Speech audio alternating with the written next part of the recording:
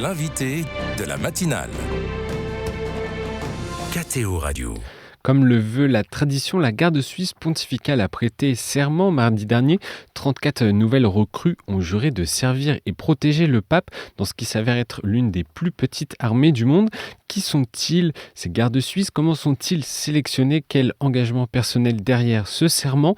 Direction Rome où notre invité se trouve, vice-caporal Elias Sinotti. Bonjour. Bonjour. Vous êtes responsable des médias à la garde suisse pontificale et vous êtes vous-même garde suisse. Merci beaucoup d'être avec nous ce matin. On entend les cloches derrière vous. Pourquoi les soldats d'abord, Elias Sinotti du Saint-Siège et du Vatican s'appellent les gardes suisses? Parce qu'ils sont tous suisses? Exactement. Avant tout, ils sont tous suisses et c'est une des prérogatives pour les gardes suisses. Aujourd'hui, la garde suisse, c'est un peu les vestiges du mercenariat qu'on avait à l'époque, aux alentours du Moyen-Âge. On est aussi une des armées les plus anciennes au monde. On a été fondé le 22 janvier 1506. Et à l'époque, c'était assez commun d'avoir des gardes suisses dans plein de cours européennes. Et ça semblait logique aussi, le pape s'en dote d'une garde suisse. Et aujourd'hui, on est un peu le vestige de cette tradition qu'il y avait à l'époque. Et le Vatican entretient donc des relations particulières avec les autorités suisses? Entre autres, oui. Et la chance qu'il y a lorsqu'on a une garde suisse au Vatican, c'est que chaque 6 mai, le président de la Confédération a la chance de rencontrer le pape. Donc, disons qu'une fois par année, les autorités suisses ont cette chance d'avoir un lien un peu plus étroit avec le pape. Ensuite, bien sûr, nous sommes là pour avant tout de la sécurité et pour assurer un service auprès de l'Église, et l'aspect, disons, diplomatique n'est pas dans nos cahiers des charges. Donc on l'a dit en introduction, la garde suisse prête serment chaque 6 mai. Pourquoi à cette date très précisément? Ça rappelle avant tout le sacrifice héroïque qu'il y avait eu en 1527, le 6 mai 1527. Il y a eu le sac de Rome. Il y avait des hordes de lansquenets de l'armée de Charles Quint qui sont arrivés à Rome et qui ont mis à feu et à sang Rome et voulaient s'emparer également du pape. Et nos ancêtres ont, d'une manière assez héroïque, mis le pape en sécurité à travers un corridor secret qui relie le palais apostolique au château Saint-Ange à Rome. Et malheureusement, dans cet acte héroïque, il y en a 147 qui sont morts. Et donc, chaque 6 mai, lorsqu'on prête serment, on se rappelle de cet événement tragique, mais aussi qui a fait la légende de la garde.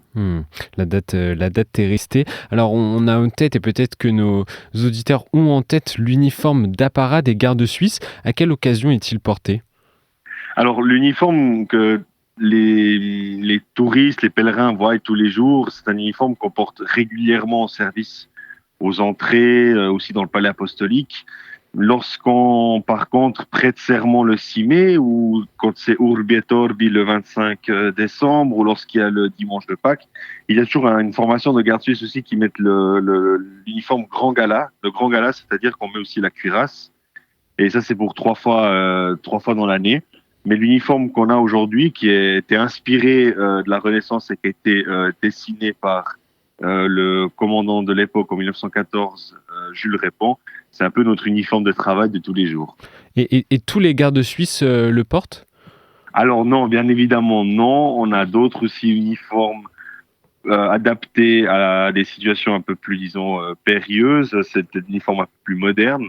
Et on a aussi des gardes suisses qui, lorsque par exemple on voyage à l'étranger avec le pape, ou lorsque on est aussi au Vatican, sont donc en costard et assurent la sécurité du Saint-Père de manière discrète. Donc votre mission, vous le dites, est d'assurer la sécurité du pape. Quelles sont les techniques employées pour assurer sa sécurité? Non, on en a diverses. Ça passe donc des techniques purement classiques de la protection de personnes, où on bien sûr assure la protection vraiment rapprochée du pape. On a aussi des techniques aussi qui viennent du contrôle d'identité, du contrôle de personnes. Aux entrées du Vatican, on est un peu les gardiens du Vatican, on est les premières lignes. Donc oui, on a plusieurs spécificités dans plusieurs, disons, missions aussi dans notre cahier des charges de la garde. Et aujourd'hui, bien sûr, notre arme principale pour débloquer chaque situation, c'est la parole. Et combien êtes-vous exactement au Vatican?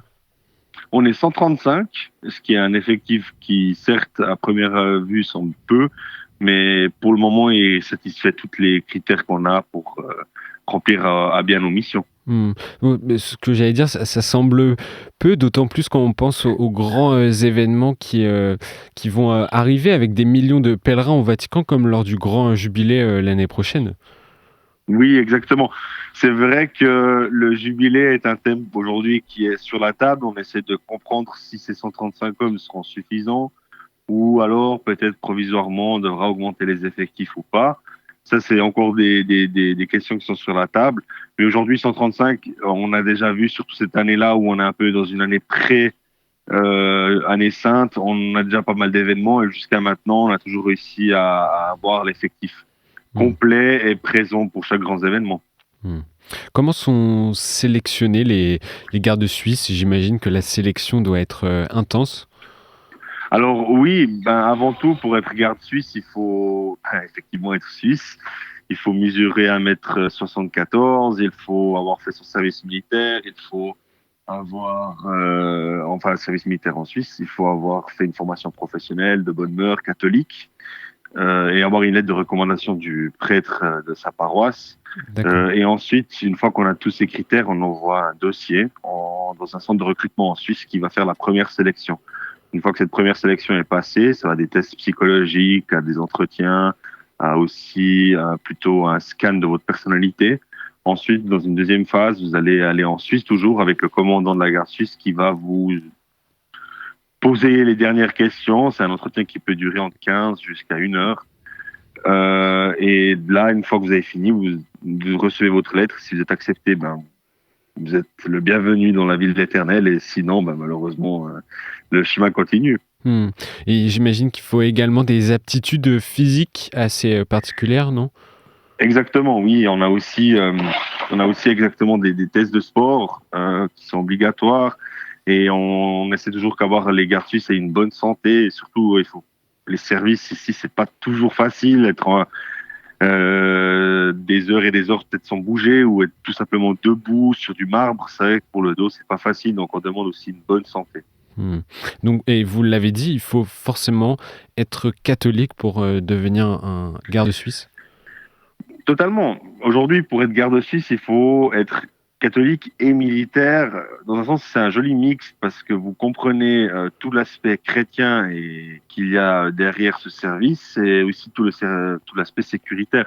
Et l'aspect chrétien est très très important et pour nous, c'est très important que ces gardes suisses soient catholiques car pour travailler au Vatican, déjà, il faut comprendre la dynamique du Vatican.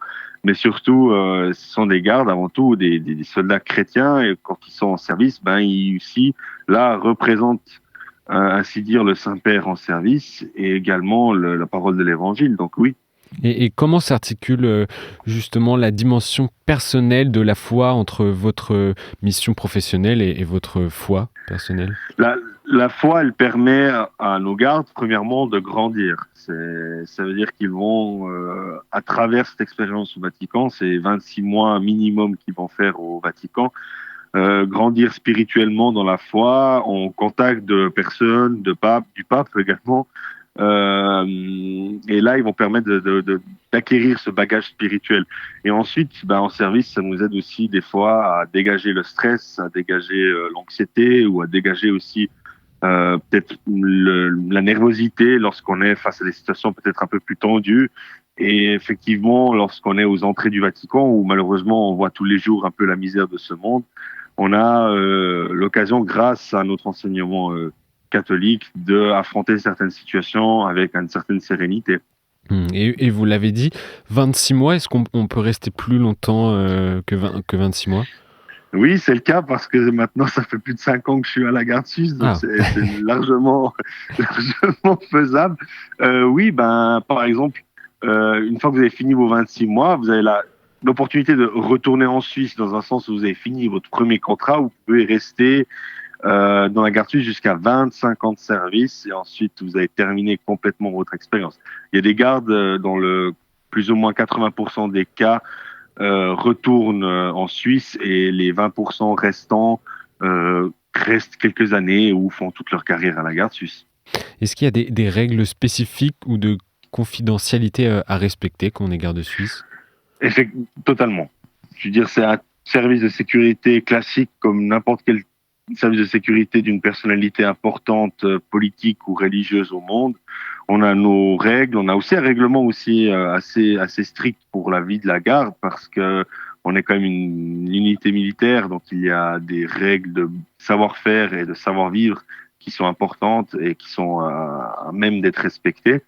Et aujourd'hui, c'est vrai que quand les jeunes on présente la garde suisse, des fois, ça peut refroidir un peu les règles qu'on a un peu de vie à la garde. Mais il faut comprendre que lorsqu'on signe ici, on sait dans quoi on s'engage et on sait qu'aussi c'est une expérience qui est assez unique au monde et qui vaut aussi la peine d'être vécue. Et justement, quand les gardes suisses, quand ces Suisses, ces militaires s'engagent pour aller travailler au Vatican, est-ce qu'ils arrivent seuls? Est-ce qu'ils peuvent arriver avec leur famille? Alors, on doit être célibataire administrativement parlant au moment d'être engagé pour la garde suisse. Après 5 ans de service, on a le droit de se marier à la garde suisse, mais pendant les 5 premières années, on doit être célibataire, administrativement toujours parlant. Et les gardes suisses, quand ils arrivent ici la première fois, les recrues, elles arrivent en groupe de recrues, mais elles viennent seules. Donc c'est la première fois qu'elles quittent le pays pour certaines de ces personnes, ou tout simplement la première fois qu'ils quittent le village, ou bien la ville d'où ils viennent. Donc c'est vrai que c'est une expérience assez unique qui peut paraître un peu flippante, excusez-moi du terme, lorsqu'on quitte un peu notre pays, notre cocon, et on vient en Suisse. De la Suisse, on arrive à Rome. Rome, c'est 3 millions d'habitants, c'est tout le contraire de la Suisse. Mais les garçons, normalement, quand ils viennent ici, ils sont tous ensemble et normalement, il y a un effet de groupe qui se crée et puis on n'est pas jamais vraiment seul à la garde. Il y a un grand chantier de reconstruction de la caserne où les gardes suisses vivent qui a été lancé par le Vatican. Pourquoi et qu'est-ce que ça va changer pour les gardes suisses? Alors après l'année sainte, en théorie, ça devrait être le début des travaux pour la nouvelle caserne.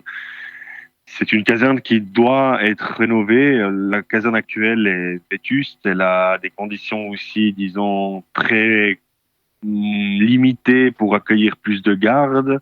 Aussi, on a peu de place. Pour être honnête, aujourd'hui, il y a des chambrées où ils sont peut-être 2, 3 par chambre. Alors, ça semble peu lorsqu'on a fait l'armée suisse, mais c'est quand même assez long quand on fait 2, 3 ans d'engagement à la garde suisse de vivre presque tous les jours avec 2, 3 personnes dans la chambre. Et la nouvelle caserne nous permettra d'avoir des chambres un peu plus privées pour les gardes, avec peut-être, pourquoi pas, aussi des toilettes et des douches en privé et pas en commun, comme on est en train de le vivre actuellement. Et surtout, ça nous permettra peut-être d'augmenter, qui sais-je, l'effectif de la garde suisse dans un futur et assurer encore à mieux notre mission. Peut-être on suivra ça. Alors merci beaucoup, vice-caporal Elia Sinotti, d'avoir été avec nous ce matin sur KTO Radio pour nous livrer quelques secrets, quelques anecdotes sur les gardes suisses dont leur mission, je le rappelle, est de protéger notamment le Vatican et le pape. Merci beaucoup d'avoir été avec nous et bonne journée, à une prochaine. Merci beaucoup, à vous aussi.